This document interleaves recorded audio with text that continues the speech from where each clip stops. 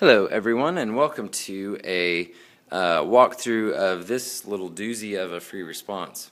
So we've got a sliding metal bar and it slides along these metal rails. We've got our magnetic field B coming out like this, kind of through the rails. Then we've got our resistor, we've got the length of that metal bar as L, and we know that it's released from rest. And the first question asks us to determine the current in the circuit when the bar has reached a final constant speed. Well, if it's released from rest, then that means that it accelerates, but if it reaches a constant final speed, that means that as it's falling, there must be some force that's impeding that falling, and that force is going to be the magnetic force. So, as this bar falls down, I increase the amount of flux. Well, the loop doesn't like that, and so it tries to counter that change.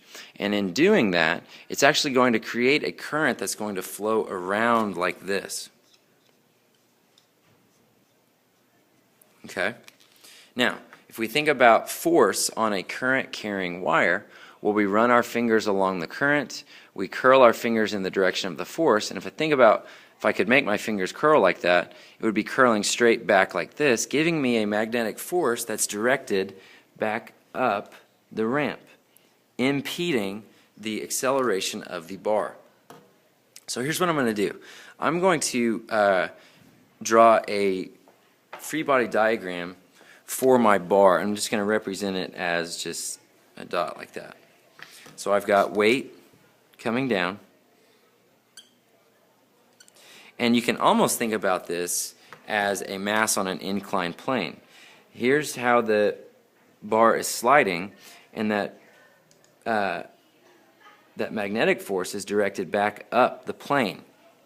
So the magnetic force is almost like friction. Now, it's sliding on those bars, so we know that the y component of weight is going to get canceled out by normal force, but they also told us that we had this angle theta, and that angle came out like this. And so if you think about this as a triangle, this angle theta is really your angle of incline. And so if I make, just like how we do masses on ramps in general, if I make the ramp, or how it's sliding, my x, and I make my normal, my y, they've given us this angle of incline here, theta. And so I know that my x component of my weight is going to cancel out FB. So FGX, and really minus FB, is going to equal 0. That's when I've reached my constant final speed. Now FGX, well, that's going to be FG sine of theta. Now minus FB. FB, my magnetic force, if I think about it, that's a force on a current-carrying wire, which is just BIL sine theta. But in this case, sine of theta is just going to be 1. So there's BIL equal to 0. Current is what I was trying to find, and now I have my unknown.